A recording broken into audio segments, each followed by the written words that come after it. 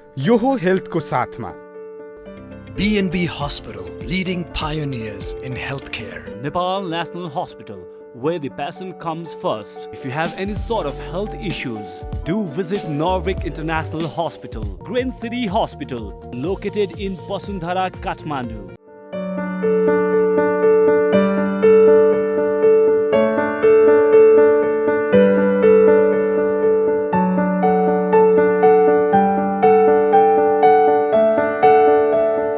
नमस्कार, यो हो हेल्थ कार्यक्रममा स्वागत छ। म शारदा थापा। यो हेल्थमा हामी विभिन्न रोगहरूसँग सम्बन्धित र विशेष गरी हाम्रो शरीरलाई कसरी स्वस्थ राख्ने भन्ने विषयमा कुराकानी गर्दै आइरहेका छौँ यो हो टेलिभिजनको यो हेल्थ कार्यक्रममा। र आजको कुरा गर्ने हो भनेदेखि अहिले पछिल्लो समय कोरोना भाइरसको चर्चा परिचर्चा धेरै भइरहेको छ, जसलाई चाहिँ राजनीतिक गतिविधिले छायामा पनि पारेको छ, जसको कारणले स्वास्थ्यप्रति अहिले आम नागरिकहरू चाहिँ अलिकति आफ्नो स्वास्थ्यलाई आफैले व्यवस्था गरेको हो कि भन्ने खालको यति बेला चाहिँ सबैलाई लागिरहेको कुरा पनि हो। र यही बीचमा अब अहिलेको यो समय अवधिमा 1 वर्षको समय अवधिमा कोभिड-19 को महामारीमा हामी रह्यौँ र अहिले पनि तीव्र गतिमा फैलिरहेको छ भित्रभित्रै। नेपालकै सन्दर्भमा कुरा गर्ने हो भनेदेखि 2,74,800 भन्दा बढी, झन्डै 2,75,000 भन्दा बढी संक्रमित भएका छन्, जसमध्ये निको हुनेको संख्या 2,70,000 भन्दा बढी नै रहेको छ र मृत्यु हुनेको संख्या 3,000 भन्दा बढी रहेको छ कोभिड-19 कै कारणले गर्दाखेरि। र अब अहिले विभिन्न भेरिएन्टका यो कोभिड जस्तै भाइरसहरू आइरहेको छ भन्ने पनि सुनिन्छ। अनि त्यसैगरी अब खोप पनि निरन्तर रूपमा लगाइरहने क्रम चलिरहेको छ। दोस्रो चरणको खोप यति बेला नेपालमा चलिरहेको छ। यो सबै कुराहरूको स्थिति के छ त र हामी कसरी बस्ने भन्ने विषयमा कुराकानी गर्नको निमित्त आज हामीसँग हुनुहुन्छ सरुवा रोग विशेषज्ञ, एकदमै सबैले चिन्ने र सबैले उहाँको कुरा सुन्न चाहने पनि हामीले पाइरहेका हुन्छौँ। सरुवा रोग विशेषज्ञ हुनुहुन्छ हामीसँग डाक्टर शेरबहादुर पुन, जो चाहिँ क्लिनिकल रिसर्च युनिटका संयोजक पनि हुनुहुन्छ भने सुकराज ट्रपिकल तथा सरुवा रोग अस्पताल टेकु क्लिनिकल रिसर्च युनिटका संयोजक सरुवा रोग विशेषज्ञ डाक्टर शेरबहादुर पुनसँग हामी कुराकानी गर्दैछौँ। डाक्टर साहब, यहाँलाई स्वागत छ। डाक्टर साहब, अब जस्तो अहिलेकै सिनारियोमा यहाँले एकदमै रिसर्च गर्नुभएको यो कोभिड-19 को अवस्था छ नेपालमा जुन एउटा लहर आएको थियो, जसमा चाहिँ हामी अलिकति डर त्रासमा त्यो बेला बस्यौँ। 1 वर्ष पार गर्दाखेरि चाहिँ अहिले यो जुन एउटा लहर थियो, त्यो लहर चाहिँ चरम उत्कर्षमा पुगेर बिस्तारै कम भएको अवस्था छ। मैले यहाँनिर कम भएको मात्र भने, जोखिम अहिले पनि छ। किन भन्दाखेरि दैनिक रूपमा झन्डै 100 को हाराहारीमा, 80 देखि 100 को हाराहारीमा संक्रमितको सङ्ख्या देखिने क्रम जारी छ। र म यहाँ एउटा स्मरण गराउन के चाहन्छु भन्दाखेरि चाहिँ यो जुन अहिले देखेको तथ्याङ्क छ, त्यसमा चाहिँ सामान्यतया चाहिँ अरू विभिन्न कामको लागि चाहिँ टेस्ट गर्नेहरू नै बढी आएको छ। अर्को भाषामा भन्नुपर्दाखेरि चाहिँ उनीहरूले आफूलाई स्वस्थ छ नै भन्ठानेर विदेश जाने उद्देश्यले होस् या कुनै काम होइन, त्यसको लागि चाहिँ टेस्ट गरिएकाहरूको चाहिँ बढी मात्रामा आएको छ। त्यसले गर्दाखेरि अझ पनि हाम्रो समुदायमा कतिपय सङ्क्रमितहरू अझ त्यसको सङ्ख्या जोडिन बाँकी नै छ जस्तो लाग्छ। र अर्को चाहिँ कन्ट्याक्ट ट्रेसिङ चाहिँ लगभग 0 प्राय भएको हुनाले पनि तथ्याङ्क त्योभन्दा बढी होला जस्तो लाग्छ। अब अहिले मानिसहरूमा भ्रम के पर्न थालेको छ भन्दाखेरि कोरोना भाइरस भनेको केही पनि होइन रहेछ होइन। अब हामीले खासै त्यस्तो जसरी लकडाउन यो चाहिँ विभिन्न खालको उपायहरू अपनायौँ, त्यति धेरै जरुर पनि रहन्छ, मजाले पचाउन सकिने रहेछ भन्ने खालको भ्रम परेको छ। यसलाई चाहिँ कसरी लिने अब हामीले? यस्तो छ, अब हामीले के पनि भन्दै आएको थियो भने सङ्क्रमण हुने बित्तिकै कसैको मृत्यु त हुने होइन। तथ्याङ्कले पनि अब लगभग नेपालको हेर्ने हो भने 1 को हाराहारीमा देखिन्छ प्रतिशत, बाहिर हेर्ने हो भने 3% को हाराहारीमा भन्ने हो, 3 देखि 5, अथवा ठाउँ हेर्ने हो भने कहिलेकाहीँ थप घट पनि हुनसक्छ। तर के हो भन्दाखेरि कसले कसलाई यसले सङ्क्रमण गरेपछि मृत्यु गराउँछ भन्ने कुरा थाहा हुँदैन। त्यसले गर्दाखेरि चाहिँ हामी हरेक मान्छेहरू चाहिँ सङ्क्रमण भएपछि चनाखो रहने पर्ने हुन्छ। त्यसले गर्दाखेरि चाहिँ यो मानिसहरूमा अब यो देख्दै जाँदा सङ्ख्या पनि अब अत्यधिक मात्रामा बढी मात्रामा त्यो बेलामा देखेको अवस्था थियो र अहिले कम हुँदाखेरि चाहिँ अलिकति मानिसहरूमा एक प्रकारको रिल्याक्स फिल भएको होला भन्ने चाहिँ मलाई लाग्छ।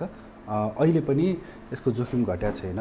अहिले पनि तपाईँले हेर्नुभयो आइसियुमा बिरामीहरू छन्। त्यसले गर्दाखेरि चाहिँ आगामी दिनहरूमा अब बढेन त्यो राम्रो कुरा हुन्छ, बढ्नै पर्छ भन्ने जरुरी छैन। तर तपाईँ हामीले यदि के गरी विश्वको उदाहरण हो, विशेष गरेर चाहिँ युरोप, युके अनि त्यस्तै भारत, छिमेकी देश भारतमा पनि अहिले बढेको अवस्था छ। यदि त्यहाँको उदाहरण लिने हो भने चाहिँ हामी एकदम टोटली रिल्याक्स भइहाल्ने अवस्था चाहिँ अहिले छैन। त्यसलाई हामीले त्यसरी बुझ्नुपर्ने हुन्छ। त्यसले गर्दाखेरि आगामी दिनहरूमा पनि हामी जुन सेफ्टी मेजरहरूको बारेमा जुन कुराहरू गर्दै आएका छौँ त्यसलाई निरन्तरता दिए अफकोर्स हामी यो सुन्न धेरै चाहँदैनौँ। अहिले पनि जनस्वास्थ्यको मापदण्ड भनेपछि अब मनमा रिस पनि उठ्छ। मलाई पनि त्यो मनपर्ने चिज होइन, तर पनि अब हामी स्वास्थ्य कर्मी हो, हामीले चाहिँ हरेक मान्छे सङ्क्रमित नहोस्। सङ्क्रमण भएपछि कसलाई कति बेला मृत्युको मुखमा पुर्याउँछ हामीलाई थाहा हुँदैन। त्यसले गर्दाखेरि चाहिँ हामी सावधानीका साथ चाहिँ आगामी दिनहरू चाहिँ अगाडि बढौँ भन्न चाहिँ म चाहन्छु। जोखिम चाहिँ छ नै धेरै? जोखिमलाई अहिले पनि पूर्ण रूपमा हटेको चाहिँ छैन। हटेको छैन, तर भ्रम चाहिँ यहाँ कोरोना पुरै हटिसक्यो, हामीले एकदम मजाले चाहिँ कोरोनालाई साइड लगाइसक्यौँ भन्ने पनि त्यस्तो चाहिँ देखिन्छ। जुन चाहिँ राज्यकै तहबाट भयो नि त, यो देखियो नि त पछिल्लो त्यो त अब राजनीतिक पृष्ठभूमिको कुरा गर्ने भने त यहाँ त एकदमै मान्छेहरूको छताछुल्ल जहाँ मन लाग्यो त्यही हिँडिरहेको अवस्था छ। हामीले चाहिँ हामी चाहिँ स्वास्थ्यको दृष्टिकोणले त्यसलाई राम्रो चाहिँ मान्दैन, राम्रो मानिँदैन। तर अब सम्बन्धित सरकारवाला निकायले मान्नुपर्ने कुरा हो होइन। अब यो सँगै सँगै डाक्टर साहब अब खोपको कुरा जोडिएको छ यहाँनिर। अहिले नेपालमा दोस्रो चरणको खोप यति बेला सुचारू भइरहेछ। पहिलो चरण अग्रपङ्क्तिमा काम गर्नेहरूको लागि, अहिले दोस्रो चरण वृद्धहरूको लागि, र अब तेस्रो चरण त 18 वर्षमाथिका स्वस्थ व्यक्तिहरूको लागि भनेर भनिएको छ हो। अब यो खोपको प्रभावकारिता कतिको छ अहिले? हामीले प्रयोग गरिरहेको खोप चाहिँ कोभिसिल्ड खोप हो। त्यो चाहिँ अहिलेको कोभिसिल्ड यो चाहिँ अब सेरम इन्स्टिट्युट अफ इन्डियाले उत्पादन गरेको हो र विकास चाहिँ अक्सफोर्ड युनिभर्सिटी र एस्ट्राजेनेका मिलेर गरेको। र यसको प्रभावकारिता चाहिँ अब भन्ने बेला चाहिँ समग्रमा 70% भने तापनि यो 62% अहिलेको लागि मान्नुपर्ने हुन्छ। किन भन्दाखेरि हामीले 2टा स्ट्यान्डर्ड डोज लगाउँदैछौँ र सायद अहिले पछिल्लो समयमा चाहिँ हामीले 4 हप्ताको ग्यापमा लगाउने भनेर भनिएको चाहिँ 8 हप्तामा पुऱ्याएको हुनाले अलिकति यसको प्रभावकारिता के छ बढ्ला। तर पनि यो अहिलेको लागि चाहिँ हामीले त्यसरी हेर्नुपर्ने हुन्छ। र अझ यसको प्रभावकारिताको बारेमा चाहिँ नेपालमै कस्तो होला भन्नको लागि चाहिँ आगामी दिन चाहिँ कुर्नुपर्छ प्रभावकारिताको बारेमा। त्यो किन अरू देशमा गरेको तथ्याङ्कलाई मैले आधार मानेर त भने, तर हाम्रै आफ्नै देशमा हाम्रो जुन पब्लिक अथवा भनौँ भारत नेपालको लगभग धेरै कुराहरू मिल्ने भएको हुनाले चाहिँ कतै पनि यदि भारतमै पनि यो बारेमा प्रभावकारिताको बारेमा नयाँ कुनै डेटाहरू आयो भने सायद नेपालमा त्यति ठुलो तलमाथि चाहिँ हुँदैन होला भन्ने छ। र मलाई जहाँसम्म सम्बन्धित निकायले यो बारेमा पनि हेरिरहेको होला भन्ने मलाई लाग्दछ। अब यो जुन कोभिसिल्ड र कोभ्याक्सको पनि चर्चा छ अहिले हो। अब यो कोभ्याक्सकै कुरा गर्ने हो भने त अझ सजिलो पनि भण्डारण गर्नको लागिदेखि लिएर के विशेषताहरू यसको रहेछ, फिचर्स होइन, यो हिसाबले चाहिँ कुन प्रभावकारिता भन्ने प्रश्न पनि सायद सबैमा जिज्ञासा हुन्छ होला। कोभ्याक्सिन र कोभिसिल्ड वास्तवमा यो दुइटै अब इन्डियामा उत्पादन भएको भ्याक्सिनहरू हो।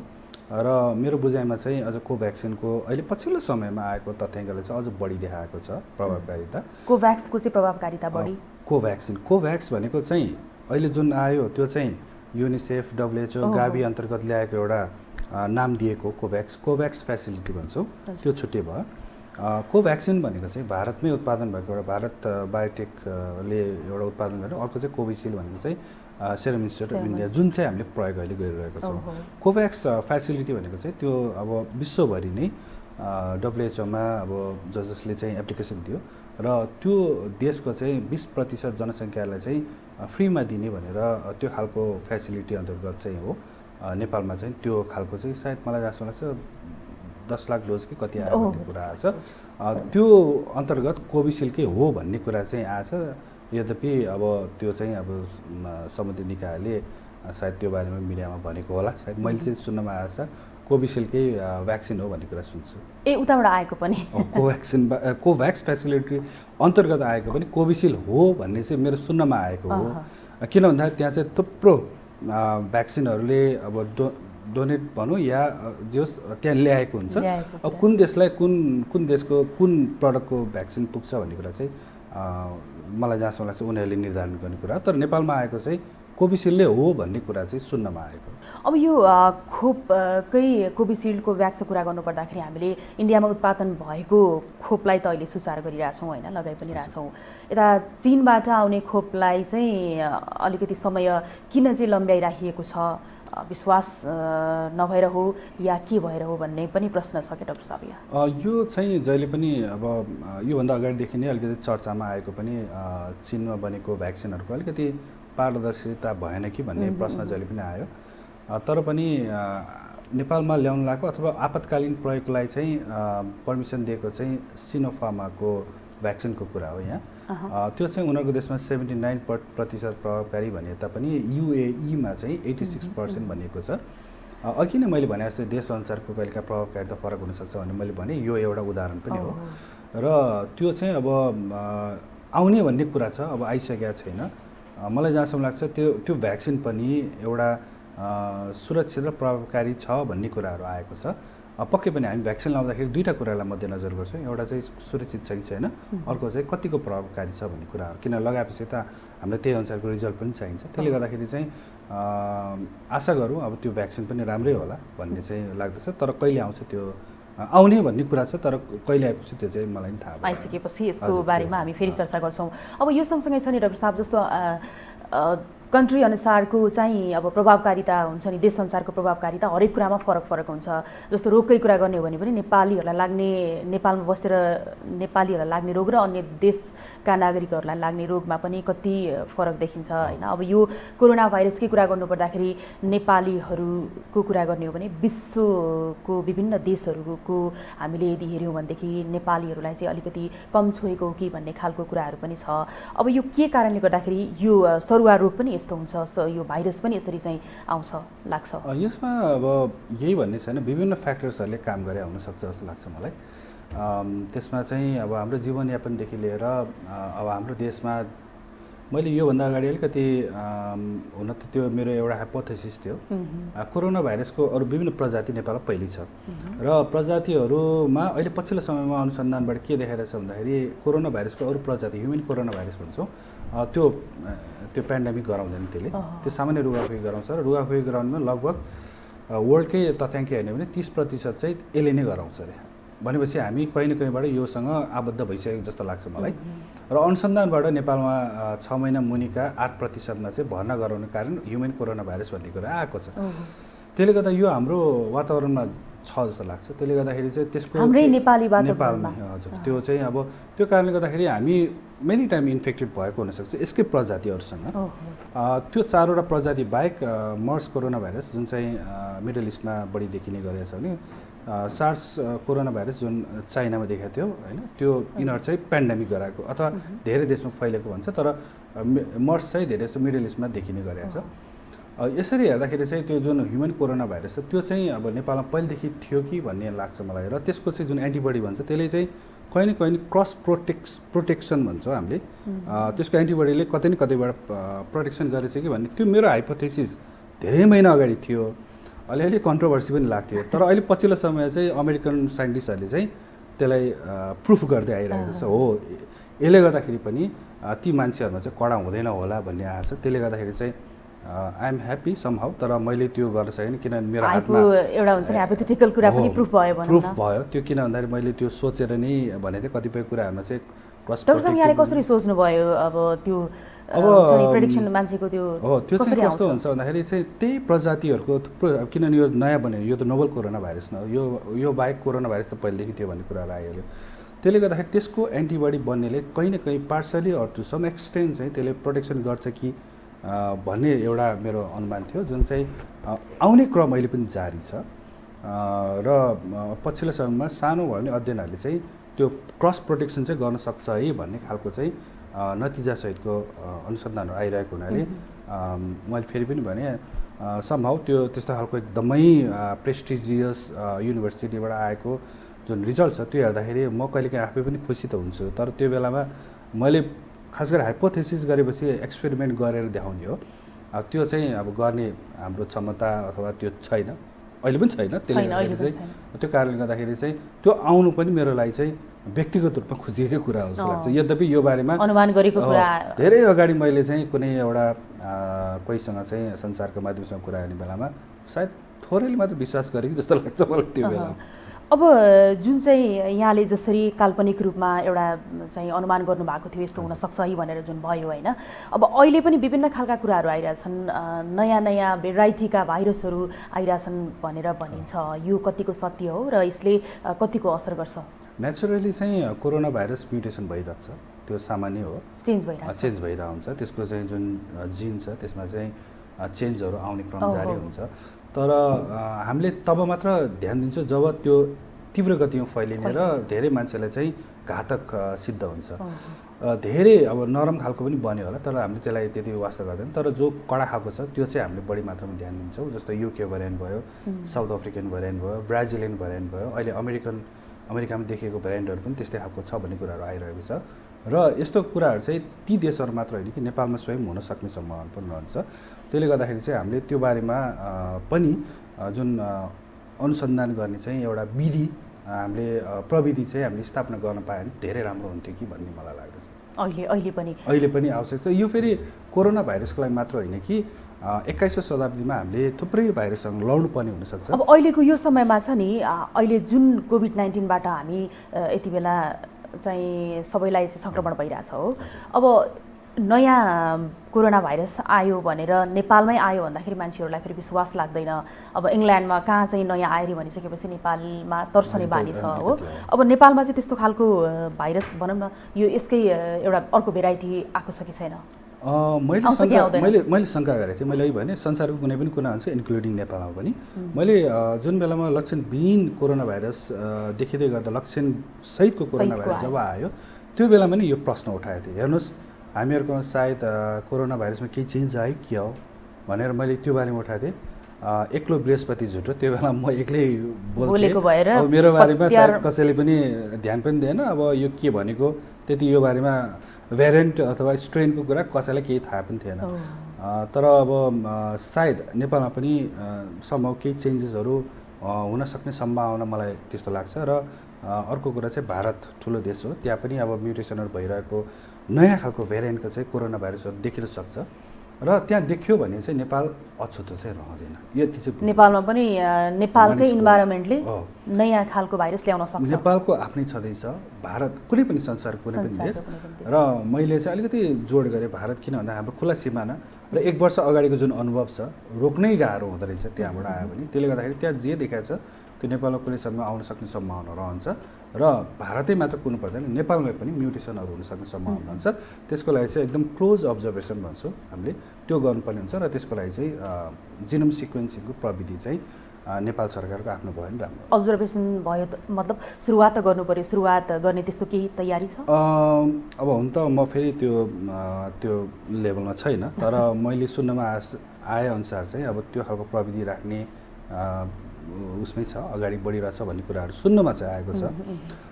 तर आई डोन्ट नो एक्ज्याक्ट, किनभने म त्यो ठाउँमा चाहिँ छैन। नभएको कारणले गर्दाखेरि यसलाई गर्दाखेरि धेरै राम्रो एकदम राम्रो हुन्छ। मैले हरेक लेखहरूमा पनि भन्ने गरेको छु, यो मैले फेरि पनि भने not just only for corona virus, कुनै पनि फ्युचरमा हुन सक्ने सङ्क्रामक रोगहरूको लागि स्वरूपहरू परिवर्तन हुँदै दुःख दिन सक्ने अथवा यसले भयावह अवस्था ल्याउँछ ल्याउँदैन भनेर अनुमान गर्नको लागि चाहिँ त्यो आवश्यक छ अहिलेदेखि नै।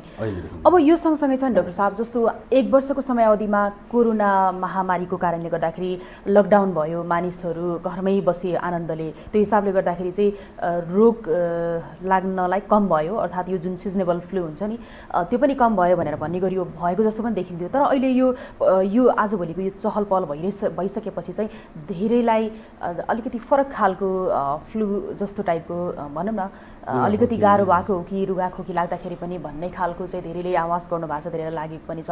यो चाहिँ के भइरहेको छ? यो फ्लूको चाहिँ इन्ट्रेस्टिङ छ। मैले यो वैज्ञानिक लेख पनि लेखिसकेको छु। कोरोना आएपछि फ्लू लगभग गायब छ। यो यहाँ मात्र होइन रहेछ, यो युएसदेखि लिएर विश्वको विभिन्न देशहरूमा चाहिँ फ्लू अहिले खासै देखाएको छैन। कुनै समय यस्तो थियो कि जुन बेलामा कुनै बेलामा चाहिँ यो यदि कोरोना भाइरस र फ्लू सँगै लाग्यो भने चाहिँ 5 गुणासम्म मृत्युदर हुन्छ भन्ने थियो। त्यो एउटा डरलाग्दो प्रक्षेपण थियो वैज्ञानिकहरूको। तर मैले यसलाई फेल जस्तो भनौँ, यसको ठ्याक्क अपोजिट साइडमा चाहिँ होइन।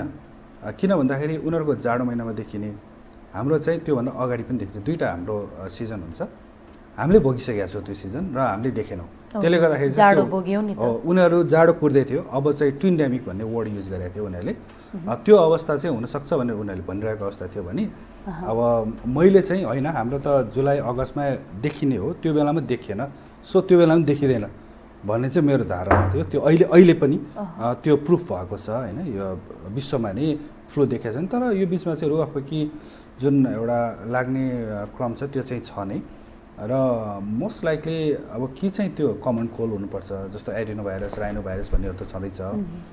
अब त्यो टेस्ट खास गर्दैनौँ हामीले। कि चाहिँ यो जाडोमा देखिने स्वयं कोरोना भाइरसको अरू प्रजातिहरू हुनु अरू पर्यो प्रजाति।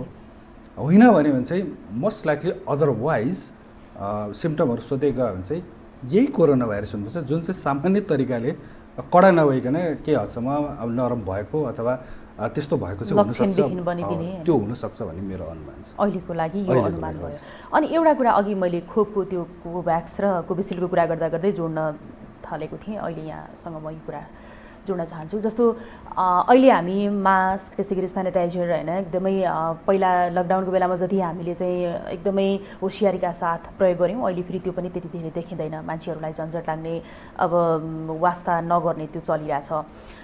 खोप लगाइसकेपछि मास्क लाउनु पर्दैन, सेनिटाइजर लाउनु पर्दैन भन्ने खालको कुरा पनि सुनिन्छ, यो के सत्य हो? यसमा चाहिँ यस्तो छ, खोप लाउने बित्तिकै त्यो 2-4 हजारले खोप लगाएर कोरोना भाइरस नियन्त्रणमा हुने होइन। यो हर्ड इम्युनिटी भन्ने हाम्रो एउटा भनाइ छ, त्यो भनेको समुदायमा धेरैभन्दा धेरै प्रतिशतमा त्यो रोगसँग लड्ने क्षमता हुनु पर्यो भन्ने हो। त्यो प्राकृतिक होस् कि या त्यो खोप मार्फत होस्, त्यो नभएसम्म चाहिँ ऊ सङ्क्रमित हुनसक्छ र उसले चाहिँ एउटा माध्यम बनेर अरू जो भ्याक्सिन लगाएको छैन त्यो व्यक्तिसम्म चाहिँ पुर्याउन सक्छ भन्ने हो। हिजो आजै मात्र चाहिँ अमेरिकाको CDCले एउटा नयाँ त्यो गाइडलाइन्स निकाले जसमा चाहिँ तपाईँ र मैले भ्याक्सिन लगाएको छ भने चाहिँ वी आर फ्री भन्ने टाइपको चाहिँ यो भर्खरै मैले धेरै हिजो आज मात्र पढेको त्यो खालको चाहिँ एउटा गाइडलाइन्स बनाउनु खोजेको छ हुन्छ। सो द्याट इज सम अलिकति रिल्याक्स न्युज हो। तर अब यो आगामी दिनमा के हुन्छ त्यो हाम्रो विज्ञहरूले सल्लाह अझै अगाडि दिँदै जाला। तर अब जो एउटा कोठामा सबैले भ्याक्सिन लगाएको छ भने चाहिँ उहाँहरू बिचमा चाहिँ त्यो जुन एउटा जनस्वास्थ्यको जुन मापदण्ड छ त्यसलाई एकदम कडाइको साथ लागू गर्नुपर्छ आवश्यक छैन भन्ने कुरा युएसको चाहिँ अहिलेको लागि भर्खरै मात्र अब भन्यो भने 24 घण्टा मात्र भएछ मैले पढ्न थालेको त्यो खालको कुरा चाहिँ बढेछ। तर पनि अब हामी समुदायमा जाने भएको हुनाले चाहिँ अब कतिपय अझ पनि भ्याक्सिन लाउने क्रममा छ होइन, उनीहरू अझ पनि जोखिमै छ। त्यो नहुन्जेलसम्म चाहिँ मैले भ्याक्सिन लगाएँ म ठिक छु, मलाई कडा हुँदैन भने मैले किन म सेल्फिस हुने होइन। हामी मार्फत म सङ्क्रमित त हुनसक्छु, मैले अरूलाई पास गर्नु पनि सक्ला। यद्यपि भ्याक्सिनले धेरै हदसम्म रोक्छ है भन्ने कुरा पनि आएको छ, तर पनि पास गर्न सक्ने सम्भावना त रहन्छ। त्यो भएको हुनाले चाहिँ त्यतिन्जेलसम्म अथवा धेरैभन्दा धेरैले भ्याक्सिन नलाएसम्म चाहिँ हामीले जनस्वास्थ्यको मापदण्डलाई चाहिँ चटक्कै चाहिँ नबिर्सौँ। र पक्कै पनि धेरैभन्दा धेरै लगाएपछि चाहिँ सिचुएसन फरक हुनसक्छ। अथवा मैले इन एनदर वर्ड्स मैले भन्नुपर्दाखेरि चाहिँ मेबी हामी चाहिँ कोरोना कालभन्दा अगाडिको जुन अवस्था छ त्यही अवस्थामा चाहिँ फर्किन सक्ने अथवा स्वतन्त्र रूपमा हिँड्न सक्ने अवस्था एक दिन आउँछ भन्ने चाहिँ मलाई लाग्छ। यो भ्याक्सिनकै कारणले धेरैभन्दा धेरै लगाउनु सबैले भनौँ न हैन, 100% र नयाँ कुरा त मैले भनिहालेँ। अब 4-5 जना साथीभाइ सबैले भ्याक्सिन लगाएको छ भने एक ठाउँमा छ भने अहिलेको नयाँ अब त्यो देशले त गरे, मलाई जहाँसम्म लाग्छ अरूले फलो गर्यो भने चाहिँ द्याट इज भेरी इजी। हामी अब नेपालको सन्दर्भमा फेरि टेस्ट हुनै बाँकी छ, परीक्षण हुन पनि बाँकी छ। नेपालमा अब सायद अब यो गाइडलाइन्सहरू चाहिँ अब बिस्तार परिवर्तन हुँदै जाला। तर अहिलेको लागि चाहिँ हामी तत्काल तुरुन्तै चटक्कै चाहिँ सेफ्टी मेजर्सलाई चाहिँ छोडिहालेर चाहिँ नदगुरिहालौँ। किन भन्दा अहिले पनि हाम्रो दीर्घरोगी ज्येष्ठ नागरिकहरू चाहिँ अहिले पनि सबैले लगाउनु पाएको छैन र मैले पनि भने धेरैभन्दा धेरै समुदायमा हामीले लगाउनु पायो र त्यो अवस्था सिर्जना भएपछि पक्कै पनि अहिलेको जस्तो यो जुन सिनारियो हामी देखिरहेको छ त्यो हुँदैन भन्ने चाहिँ म चाहिँ त्यसमा विश्वस्त छु। र त्यो एउटा हाम्रो लागि चाहिँ एउटा नयाँ एउटा चाहिँ भनौँ न परिस्थिति समय र त्यो एउटा राम्रो अवसर चाहिँ आउँदैछ, छिटै आउँदैछ भन्ने चाहिँ मलाई लाग्दछ। डाक्टर साहब, अब हामीले यो जुन भाइरसको कुरा गरिरहेछौँ होइन, कोरोना भाइरसको त कति चर्चा गर्ने, वर्षैभरि हरेक समय शब्दमा हाम्रो कोरोना भाइरस रहेको थियो। अब भाइरस जति बेला पनि भइरहन्छ, कहिले के नाम फरक हुन्छ, प्रजाति फरक हुन्छ, आइरहन्छ। अब यो कोरोना भाइरस मान्छेहरू एकदमै परिचित भइसके कोरोना भाइरस भन्ने नामबाट, अब त्यस्तो कुनै खालको भाइरस आउने सम्भावना यहाँको त्यो हाइपोथेटिक्स केही छ? हाइपोथेटिकल एउटा होइन त्यो छ। अब WHO ले पनि एउटा जहिले पनि एक्स डिजिज भन्ने नाम दिएछ, त्यसको चाहिँ नाम दिएको छैन, तर त्यो जहिले पनि वेटिङमा छ भन्छ। एउटा कुनै समय मैले प्रेजेन्टेसन गर्ने बेलामा चाहिँ एउटा स्लाइड मैले प्रेजेन्ट गर्थेँ, त्यहाँ चाहिँ पालो कुरेर बसिरहेको थियो कि स्वाइन फ्लू होइन, त्यस्तै अब बर्ड फ्लू, यिनीहरू अहिले कोरोना आइपुग्यो भने जस्तै कोही न कोहीले वेट गरेर बसेका हुन्छन्। हेर्नुहोस्, त्यो भनेको अब संसारमा आगामी दिनहरूमा कुनै त्यस्तो महामारी त्यो प्रकोपहरू आउँदैन भन्ने होइन। त्यसले गर्दाखेरि नै हामीले अहिले जुन अनुभव गरेको अथवा जुन एउटा हामीले भोग्यौँ त्यो भोगेको आधारमा चाहिँ हामीले आगामी दिनहरूमा चाहिँ यस्तै खालको छिटो सर्न सक्ने प्राणघातक रोगहरूलाईसँग लड्नको लागि चाहिँ स्वास्थ्यलाई हामीले एकदमै ध्यान दिनुपर्ने हुन्छ र सरुवा रोग चाहिँ सामान्यतया धेरै मान्छेले व्यवस्था गरेकै रोगमा अब कस्तो खालको सरुवा रोग आउला? यस्तै यो होइन अरूभन्दा पनि नौलो र घातक रोगहरू आउन सक्ने सम्भावना छ। त्यो विश्वको कुनै कुनामा, किनभने अहिले त ग्लोबल भिलेज जस्तो भयो, नेपाल धेरै टाढा पनि रहेन यातायातको एकदम सहज पहुँचले गर्दाखेरि। त्यसले गर्दाखेरि अफ्रिकामा कुनै रोग देखियो अथवा युएसमा, ल्याटिन अमेरिकामा अथवा चाइना, हाम्रो कुनै पनि देशहरूमा कुनै घातक रोगहरू देख्यो भने चाहिँ त्यो सरुवा रोग नेपालसम्म नआउला भन्न सकिँदैन। त्यसले गर्दाखेरि हाम्रो तर्फबाट चाहिँ 21औं शताब्दीको यस्तै सङ्क्रामक रोगहरूबाट चाहिँ बच्नको लागि चाहिँ तयारीहरू चाहिँ गर्नुपर्छ। योभन्दा अगाडि इबोलाको बेलामा पनि मैले धेरै पटक लेखहरू लेखेँ, हामी गर्नुपर्छ यस्तो कुराहरू। किन भन्दाखेरि आखिर त हामीले दाजुभाइहरू यसमा चाहिँ प्रभावित हुने हो होइन। फेरि हाम्रो हेल्थ सिस्टम पनि त्यति एकदम स्ट्रङ छैन। त्यसले गर्दाखेरि हामीले चाहिँ प्रिभेन्टिभ जुन एउटा छ त्यसलाई चाहिँ हामीले ध्यान दिनुपर्छ भन्ने कारण थियो। आउन चाहिँ आउँछ अवश्य पनि, त्यो नआउला भन्ने त कुरै छैन। त्यसले गर्दाखेरि चाहिँ हामी तयारी हाम्रो तर्फबाट चाहिँ गर्नु पर्यो र हाम्रो नेपालकै कुनै पनि वातावरणले त्यो भाइरस निकाल्छ। त्यो नेपालमै हुन पनि सक्छ अथवा विदेशबाट, किनभने भारत पनि खुल्ला सिमाना छ। अनि मैले भने जस्तै तेस्रो देशहरू कुनै पनि विश्वबाट एउटा नेपालमा अहिले पनि मैले भन्नुपर्दा स्वाइन फ्लू जुन भन्ने गर्छ हामीले H1N1 PDM09 भन्छौँ, त्यो चाहिँ त्यहाँ अमेरिकामा चाहिँ मार्च अप्रिलतिर देख्दाखेरि नै यहाँ जुन जुलाईमा नेपालमा प्रवेश गरिसकेको थियो, त्यति फास्ट आइसकेको थियो। भनेपछि अब कुनै पनि देशहरूमा कुनै पनि एउटा रिजनमा देखेको कुनै पनि घातक रोगहरू चाहिँ नेपालसम्म नआउला भन्ने छैन भने नेपाल भारत स्वयंमा पनि त कुनै एउटा अज्ञात रोगको नामले बढी चिनिन्छ, त्यो त पहिचान गर्नुपर्ने हुन्छ होइन। कोरोनाभन्दा खतरनाक घातक भाइरस पनि आउन सक्छ नेपालमा, जसको लागि हामी सजग हुनु पर्यो। हाम्रो त्यसको लागि चाहिँ अहिले नै सजग भएर हामीले यो बारेमा चाहिँ यो जति पनि अहिले हामीले 1 वर्षको बिचमा जति पनि अनुभवहरू हामीले बटुल्यौँ त्यसलाई आधार मानेर हामी चाहिँ तयारी गर्नुपर्छ जस्तो चाहिँ मलाई लाग्छ। अब यो भाइरसकै कुरा गर्दाखेरि नि जस्तो धेरै चाहिँ फोहोर भयो या भिडभाड भयो होइन, खुला सिमाना भयो भने भाइरस चाहिँ छिटो सर्छ या छिटो लाग्छ भन्ने चाहिँ एउटा कुरा छ। अर्को चाहिँ फेरि अब भाइरसकै कुरा गर्ने हो भने एउटा शान्त जङ्गलमा गएर बस्दाखेरि पनि त्यो भाइरसले फेरि आक्रमण गरेको छ क्या, यो चाहिँ कसरी छुट्याउने डाक्टर साहब? अनि यो त अब हामीलाई जङ्गलमा भएकोसँग त त्यति मतलब जङ्गल या कुनै पनि एकान्त ठाउँमा कुनै पनि ठाउँमा हुनसक्छ। तर एउटा कुरा के चाहिँ हो भन्दाखेरि जहाँ बढी मानिसहरूको मुभमेन्ट हुन्छ त्यहाँ सबभन्दा बढी भाइरसहरू फैलिन सक्छ। मानिसको मुभमेन्ट त भयो, अब यता पशु पन्छीहरूको मुभमेन्ट त्यो चाहिँ जेनेटिक डिजिजको कुरा आयो तपाईँले भन्नुभएको। अब जनावर अथवा कुनै पनि अथवा पन्छीहरूबाट चाहिँ हामी उत्तिकै रिस्कमा हुन्छौँ र अझ साँच्चै भन्नुपर्दाखेरि चाहिँ धन्य 70% बढी जति पनि सङ्क्रामक रोग हामीले देख्छौँ त्यो सबै पशु पक्षीबाट नै आउँछ। त्यसले गर्दा हामी यति क्लोज उसमा कन्ट्याक्टमा छौँ र वनमा सिधै जाँदाखेरि अब जनावरसँग पनि उत्तिकै छ। जस्तो उदाहरणको लागि यही कोरोना भाइरसको उद्गम चाहिँ जनावर भनेको चाहिँ चमेरो भन्ने गरेको थियो, जब कि चमेरो जङ्गलमा बस्छ होइन। सायद अब इन्टरमिडिएट होस् त अहिलेसम्म पत्ता लागेको छैन यो जनावर कुन जनावरबाट सर्यो भनेर अहिले पनि WHO त्यो खोजी नीति गरिरहेको अवस्था छ। त्यसले गर्दाखेरि जनावरसँग हामी धेरै नजिक पनि भइरहेको छ, जसले गर्दाखेरि नौलो नयाँ भाइरसहरू जम्प गर्ने हाम्रोमा ह्युमनमा, अनि त्यसपछि चाहिँ उसले एडप्ट गर्ने र त्यहीँसम्म भयो त ठिकै थियो। तर जब त्यहाँबाट चाहिँ मानिसबाट मानिस सर्छ द्याट इज भेरी डेन्जरस, जुन चाहिँ कोरोना भाइरससँग अवेर हुनु पर्यो एकदम अवेर। अब यो सँगसँगै अहिले हामीले के भन्न सक्छौँ नेपालमा कोरोना भाइरसको स्थितिलाई भन्दाखेरि हामी एकदमै कम सङ्क्रमित भएको भन्न सक्छौँ जनसङ्ख्याको हिसाबले? सङ्क्रमित कम मैले किन भनेन भन्दाखेरि विडन कति सङ्क्रमित भयो लक्षण थाहै छैन। म त कहिले काहीँ धेरैभन्दा धेरै नै सङ्क्रमित भयो जस्तो लाग्छ, किन भन्दाखेरि लक्षणविहीन बढी मात्रामा छ। तर मृत्यु चाहिँ पक्कै पनि तुलनात्मक रूपमा कम भएको भनेर पहिलेदेखि नै मैले भन्दै आएको पनि थिएँ। मलाई जहाँसम्म लाग्छ तथ्याङ्कले पनि त्यही देखाउँछ। अब डाक्टर साहब जस्तो हामीले यो अलिकति सरुवा रोगको बारेमा कुराकानी त गऱ्यौँ होइन, अब यहाँले इन्फर्मेसन हाम्रो जुन सन्देश एउटा दिनुपर्ने थियो सूचना आम दर्शकलाई, त्यस्तो नयाँ केही छ? केबाट बस्नु पर्यो, केबाट सचेत हुनु पर्यो? यो कोरोना भाइरस त आफ्नो ठाउँमा छँदैछ, जोखिम पुरा घटिसकेको छैन। हामी सबैले भ्याक्सिन लगाउँ। भ्याक्सिन एउटा एकदम महत्त्वपूर्ण कुरा हो कोरोना भाइरसको प्रसारणलाई रोक्नलाई र स्वयं त्यो भ्याक्सिन लागेको व्यक्तिको मृत्यु नहोस् भन्नको लागि।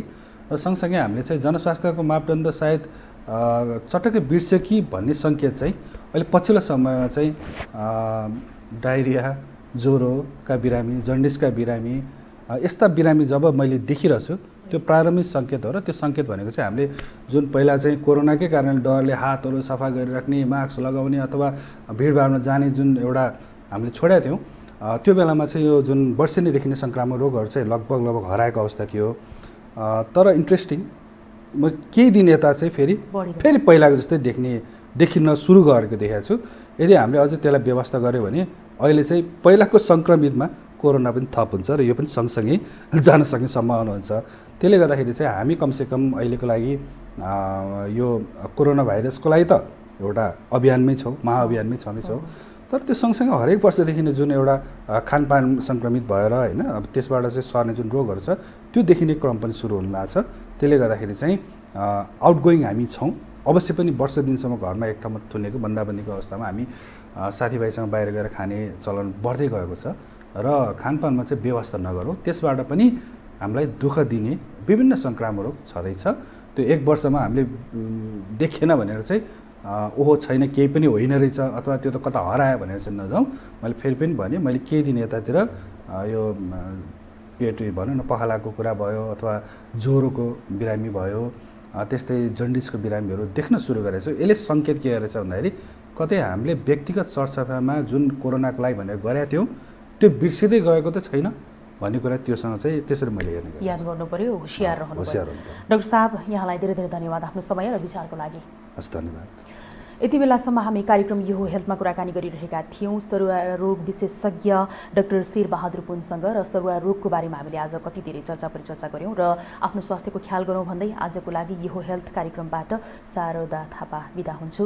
यो टेलिभिजन हेर्दै गर्नुहोला। नमस्कार।